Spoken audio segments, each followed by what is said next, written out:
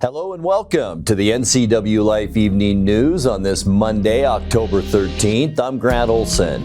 Here's some of the stories we have coming up for you tonight. The cool, wet weather and snowfall that closed Blewett Pass for nearly 4 hours this morning has been good news for those watching the Labor Mountain and Lower Sugarloaf fires. Governor Bob Ferguson made his second Wenatchee stop Saturday in just over a month, checking in with local officials and with representatives of the tree fruit industry to talk about challenges to the market. Get ready for nice fall weather tomorrow and continuing through the week.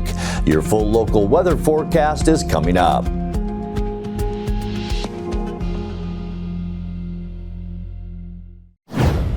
A warehouse alongside the Wenatchee Railroad track was consumed by fire early this morning, and fire officials say they haven't yet been able to search the structure for anyone who might have been inside.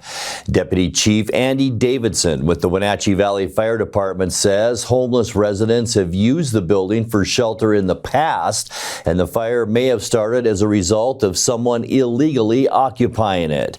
The call came in just after 1:15 a.m. to the 800 block of South Columbia Street. That's just across the tracks from Hale Park. The heavy fire was centralized in the basement of the brick and timber building, and the heat and smoke forced firefighters back after they initially entered. 2 aerial hoses helped to quench the main blaze. The building was recently purchased by the Chelan County PUD and was already slated for demolition to make way for a new electrical substation. Crews arrived today to begin that process, and Davidson said firefighters on standby will search for signs of occupancy as that work goes on. The exact cause of the fire is under investigation. The cool, wet weather and snowfall that closed Blewett Pass for nearly 4 hours this morning has been good news for those watching the Labor Mountain and Lower Sugarloaf fires. All Level 3 evacuation notices that had been in effect around the Labor Mountain fire are now lifted, although lower urgency Level 1 and 2 warnings remain in place. The Fat Fire west of Wenatchee is now considered 25% contained after crews used calm weather Sunday to place lines and conduct backfiring operations.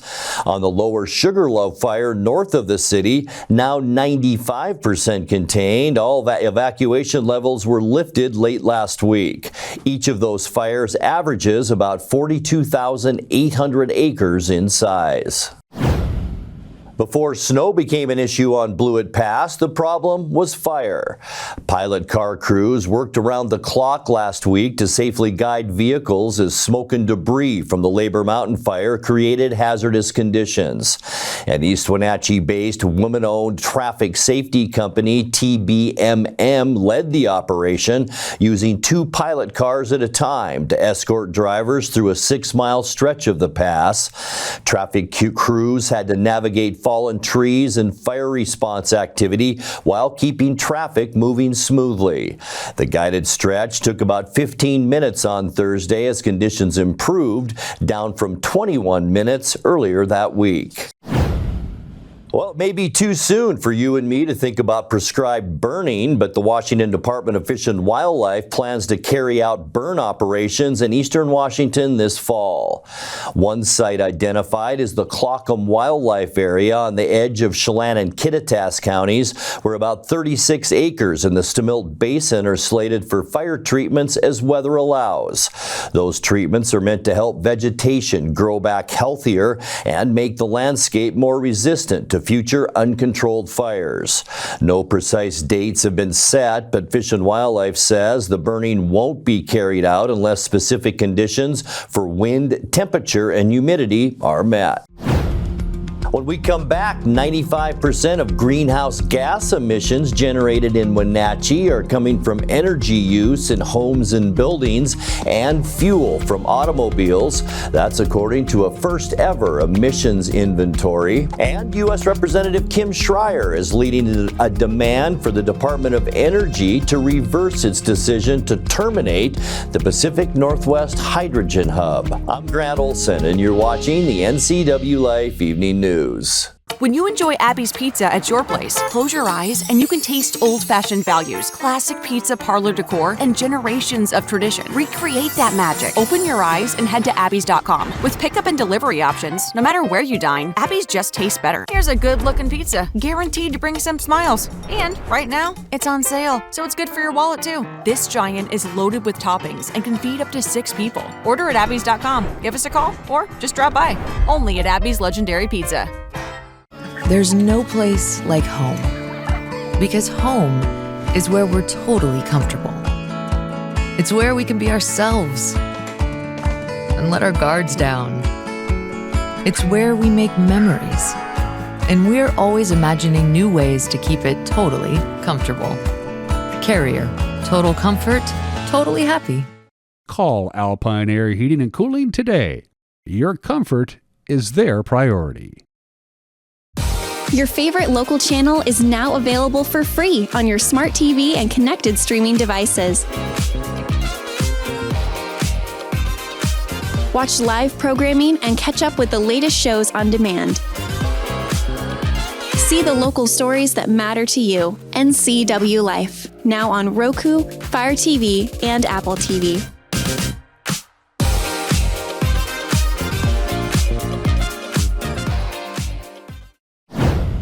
95% of greenhouse gas emissions generated in Wenatchee are coming from energy use in homes and buildings and fuel from automobiles, according to a first-ever emissions inventory.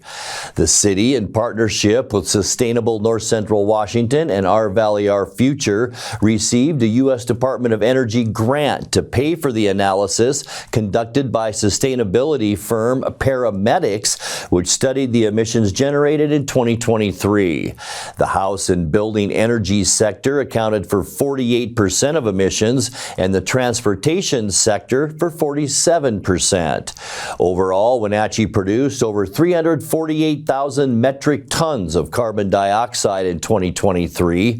Parametrics suggested several ways to lower emissions, including shifting to electric vehicles, installing rooftop solar on buildings, and improving energy efficiency in homes. Governor Bob Ferguson made his second Wenatchee stop Saturday in just over a month, checking in with local officials and with representatives of the tree fruit industry to talk about challenges to the market. The governor's last visit was an address to the State Building and Construction Trades Council's annual convention. The weekend meeting at Wenatchee City Hall focused on the rising cost to get fruit to market. Participants told Ferguson their business hasn't yet been severely challenged by tariffs, but the H-2A visa program, which brings international workers to the orchards, has proven expensive. Participants in the meeting included state legislators Tom Dent and Keith Gaynor, as well as Washington Tree Fruit Association President John Devaney. U.S. Representative Kim Schreier is leading a demand for the Department of Energy to reverse its decision to terminate the Pacific Northwest Hydrogen Hub. In a letter, Schreier, who represents Washington's 8th District, and 14 other colleagues called the cancellation of $1 billion in funding disgraceful. The hub, located throughout Washington, Oregon, and Montana, was sent forward after years of bipartisan advocacy that argued it would increase domestic energy production. The hub is expected to create more than 10,000 jobs and contribute $4 million in workforce training programs. The letter said the loss of funding jeopardizes American manufacturing jobs, and canceling the project is a, quote, step backwards that rewards competitors and pushes business abroad. Coming up next, the Eastmont Park system is asking for a levy lid lift, which would allow the parks to take home more property tax revenue to keep their doors open and their programs operating. We'll have more on that in tonight's feature story. Expect breezy weather conditions tonight with sunny and warmer weather for Tuesday.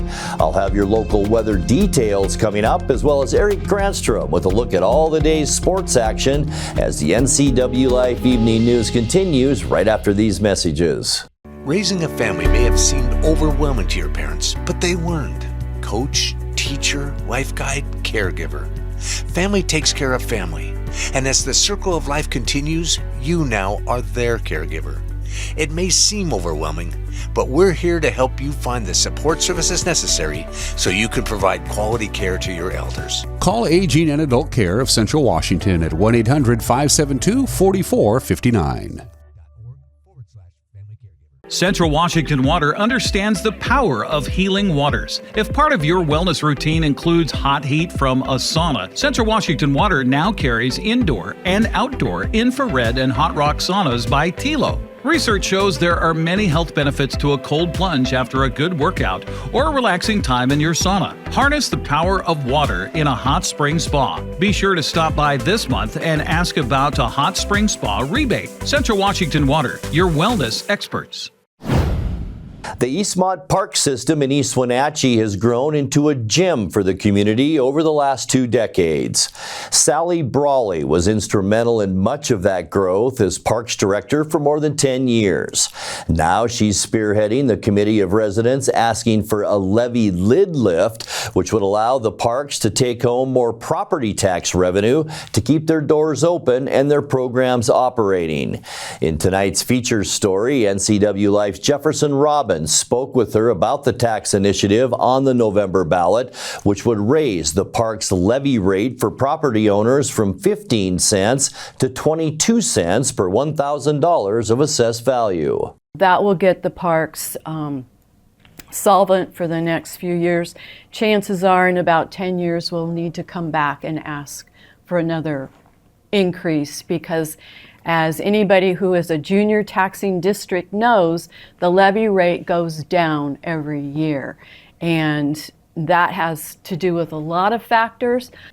The Park District started at 25 cents per thousand when it was established, and now it is at 15 cents per thousand. So in 21 years it has gone down because East Wenatchee has grown over the last 20 years. But what's happened here in the last 20 years is that the expenses has increased to amount that the revenues coming in don't meet the expenses going out. And those aren't huge expenses, those are minimum wage. Minimum wage has gone up faster than revenues can absorb it. Payroll, and so with minimum wage, that's payroll taxes go up. Just cost of business goes up. The pool equipment, the pool chemicals, everything has increased exponentially more than what your revenues are. Can you tell me, Sally, the last time that the levy rate was raised in the Parks District? It has never been raised. Not in 21 years? No. This is the very first time that we are coming to the public and saying, hey, we're not going to make it. We're not going to make it unless we can raise it to 22 cents. The Parks District will not survive it at 15 cents. There's no way. So what happens then if it does not pass, if the 15 cents remains the maximum that you can collect? Do you have to do layoffs? Are there facilities that close? Correct. All of the above. There will be staff cutbacks. There will be, the pool will close. And Eastmont School District uses that pool for their swim program. So that's a big hit right there. And lots of members of the public are there whenever there's open swim? Yes, yep, and they give lessons there, and that's a big hit. But the pool is, in order to maintain the parks, where are you going to cut? You're going to cut some of your facilities. So the pool is the first on the chopping block. The splash pad. The splash pad with the new tax, the new utility tax, that the city of East Wenatchee has on all of the utilities within the city limits. That splash pad costs $6,000 more a month to run because of the tax on the water. So that splash pad will either be gone completely or drastically reduced in hours that it can run. Has the Park District have, in say its comprehensive plan or its future planning, expansions or new programs that it wants to bring forward that would not be able to go forward without this increase? At this point in time, I believe Matt Hines, who is the director of parks currently, is working on his new comprehensive plan. But until we know whether or not this levy lift is going to be approved, you can't really move forward with much of anything. So right now, everything is on hold. Got to know if you're going to have a future before you can start putting any time and effort into planning that future. You got to know if you're going to be there. Broadly speaking, Sally, what do parks contribute to a community? Oh gosh, you're opening a huge can there. What can I say? They offer ability for people to gather. They offer ability to be inclusive to everyone. They offer the ability for people to just breathe. You know, when you are in a job situation and you just need to get away and you don't need to go clear up to the woods. We're blessed here in Wenatchee. We have so much recreation around us. It's outside our door. But parks provide a way for people who are maybe they live in an apartment, they don't have a car, they walk to their local park. They're able to get outside and have some sense of community. And so yeah, I think parks are extremely valuable, extremely. Time now to take a look at your North Central Washington weather forecast. Hope you had a fantastic weekend. A lot cooler over the weekend, but boy, it was nice to breathe some clean air and then some rain overnight. That made for a very nice morning as far as air quality, and we cleared up throughout the afternoon today. It was awfully cloudy throughout our morning and then some blue skies above the hills as we look over the Wenatchee Valley from our tower camera up on Wenatchee Heights. And not a bad day today. A little breezy in some areas, and that wind will continue into our evening hours.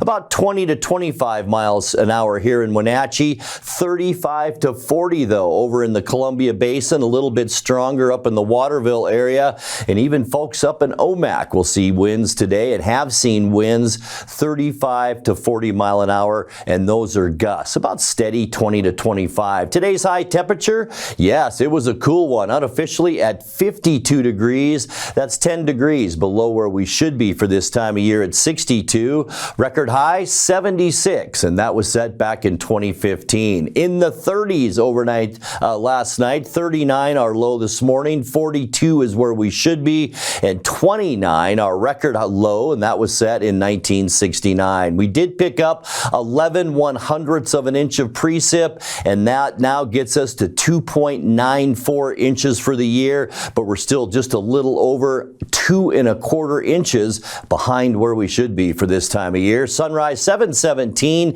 and sunset is 6:16 this evening. And as we take a look at your Tuesday temperatures, things will begin to warm up a little bit. We'll hit 60 in the Columbia Basin for Moses Lake, Ephrata, and Quincy, 59 in Wenatchee, Eniat, 60 for Chelan, 57 in Leavenworth, and 58 the high temperature tomorrow in Cashmere. Tonight we can expect mostly clear skies, and that means some chilly overnight lows.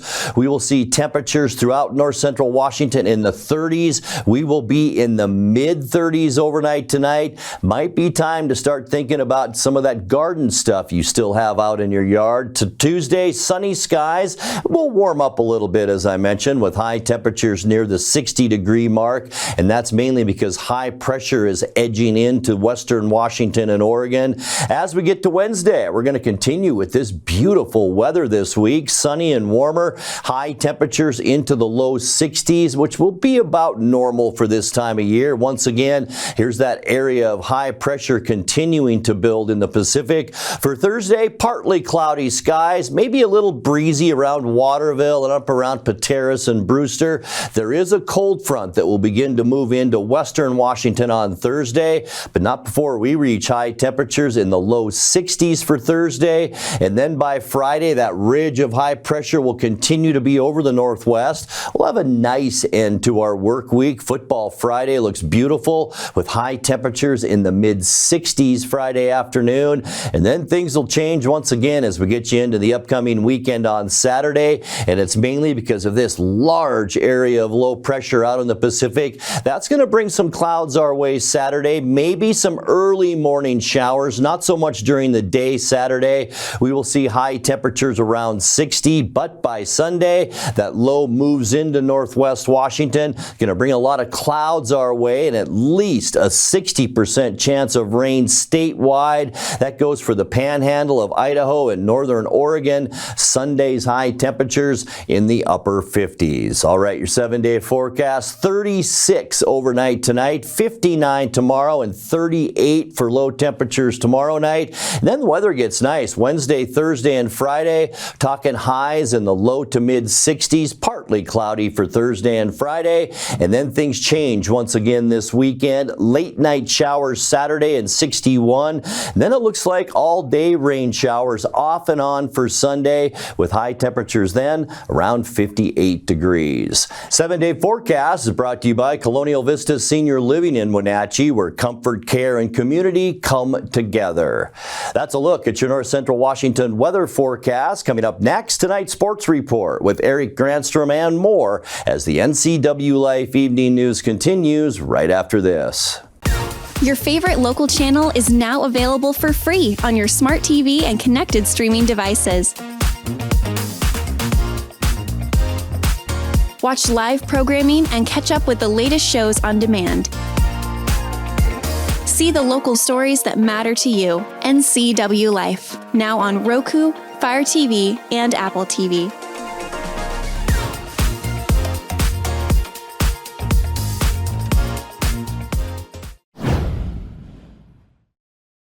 Happy Monday. What a weekend. Jorge Polanco is positioning himself as a forever hero in the eyes of Mariner fans. First, Polanco came through with the game-winning hit Friday in the 15th inning to help Seattle beat Detroit 3-2 to win the American League Division Series. Then on Sunday, Polanco drove in the go-ahead run and added another RBI single later to give the Mariners a 3-1 win in Game 1 of the ALCS. The game began in Rogers Center with Seattle trying to get on the board in the first inning. Bounces one left side. Riley's headed home. Barger's throws there. The tag from Kirk, and he's out. Addison Barger throws home, and they cut down Cal Riley. Well, the only player you couldn't hit it to that softy and not get a play at the plate. When you're at third base, you're reading the ball to see if that's a ball that they can turn for two, or you force the action at home, and he was forcing the action at home. Facing the top hitting team in baseball, which showed every bit of that in the division series. And on the first pitch, George Springer lights the fire. New series, same story for this Blue Jays offense. One pitch in, it's 1-0. High drive right field. Cal Raleigh has connected and tied the game in the 6th. It's the big dumper when the Mariners need him most. 62nd of the season. And Game 1 of the championship series is tied up. And his swing is so grooved on pitches in the zone. This is not the worst pitch in the world, at least seeing it live, but man, he is locked in. One bad pitch, and the game is tied. Go ahead, run at second, 2 gone in the 6th. Polanco rips one to left field, base hit. Rodriguez heads home, and the Mariners have taken the lead. Jorge Polanco, as he did on Friday night, gives Seattle the lead 2-1 here in Game 1. Again, there's the adrenaline in the 6th inning. They're running on adrenaline. The game has been close. That'll carry them through. They rested all day yesterday with 2 outs, nobody on. They've now scored 2 runs. Spires 0-1. Santander to left field. On comes Arozarena to pick it off. Well, he may not be playoff Randy at the plate yet, but making an impact with a glove right here to finish off a 1-2-3 7th inning. Bouncing back, Gabe Spire. First and third, 1 gone and a 1-run game. Polanco chops it right side and through, and Jorge Polanco has delivered again. 3-1 3-1 Seattle, and Polanco's driven in the last two. Infield in and the first baseman holding the bag. It more than likely was going to be a hit either way, but he pulls it in that hole, and a much easier opportunity to get a hit when the defense is in as far as they were. The 0-2 from Munoz. Popped up. The Seattle Mariners retired 23 of the last 24, and in 100 pitches, shut down the Blue Jays in Game 1. 3-1 Seattle in their first championship series game in 24 years, pitching the story.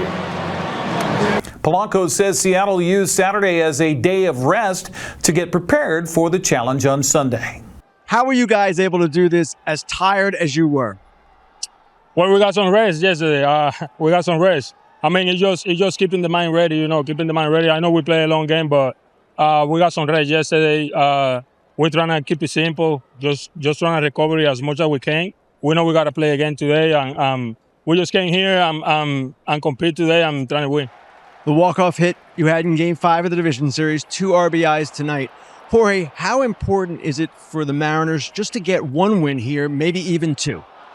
It's very important. Playing away, playing against a crowd.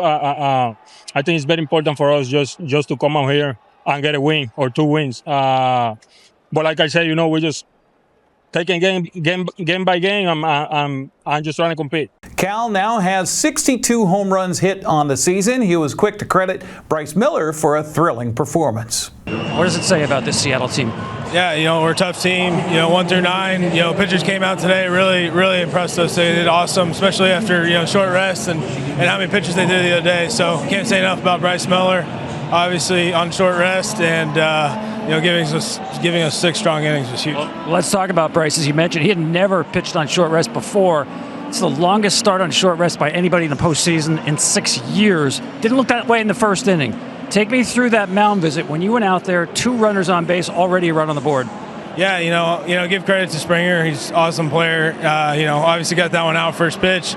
And Luke's gave him a really tough at-bat there. After that, he kind of started being a little picky there and really just told him to go out there and trust his stuff and, let it play and, force the contact. They're a good team. So, we know they're going to hit the ball around. You just got to be able to locate and mix speeds. We'll have highlights of Game 2 tomorrow morning on Wake Up Wenatchee Valley. Meanwhile, the Dodgers and Brewers begin Game 1 of the NLDS. That game underway right now on TBS. Desmond Williams Jr. had a career high in passing and rushing to lead Washington over Rutgers Friday night, 38-19. Williams combined for 538 yards, 2 touchdowns passing, 2 more on the ground. He led the Huskies in the win. Washington State led for most of 3 quarters at number 4 Ole Miss Saturday morning before the Rebels scored 2 touchdowns late for a 24-21 victory. 13th rated Central Washington beat 6th ranked University of Texas Permian Basin Saturday. It was a final of 24-14. Central rushed for 238 yards while holding the Falcons to just 50. Well, the Seahawks defense sacked Trevor Lawrence 7 times Sunday in Seattle's 20-12 win in Jacksonville. Jackson Smith and Jigba had a career high 162 yards receiving as he and Cooper Kupp found the end zone. Coach Mike McDonald says the Seahawks just beat a very good team. It was a great win. Jacksonville's a really good team. They've been playing really well. You go back to process all the time, and I think we nailed our process this week, and I think the challenge is going to keep rolling, but focus on our style of ball and staying composed, staying together, picking each other up, play by play, all that type of stuff. I know it sounds cliche, but don't really care because that's how we roll. Seattle improved to 4-2 with a win and will host Houston on Monday Night Football next week. Other NFC West action, the Rams beat the Ravens in Baltimore 17-3. Colts came from behind to beat Arizona 31-27. Tampa Bay throttled San Francisco 30-19. There's a 3-way tie atop the standings with the Niners, Seahawks, and Rams all at 4-2. Well, the Seattle Kraken are off to a 2-0 start in the NHL season. Matty Beniers and Jared McCann scored in Seattle's 2-1 win over the visiting Vegas Golden Knights Saturday. Joey DeCord stopped, he was tall in the net, stopping 26 of 27 shots on goal. Seattle will be at Montreal Wednesday at 4 o'clock. That'll be on Kong TV. Much more sports to get to, including all the local stuff, including Friday Night Football. Head to our website for more on that at NCWLIFE.com. I'm Eric Granstrom. That's a look at sports. Have a happy Monday. And that will do it for this Monday edition of the NCW Life Evening News. Remember, if you see news happening, let us know. Email your news tips to news@ncwlife.com or just give us a call at 888-6295. Our channel is also now available on Roku, Fire TV, and Apple TV. I'm Grant Olson. Thanks so much for being with us and have a great night.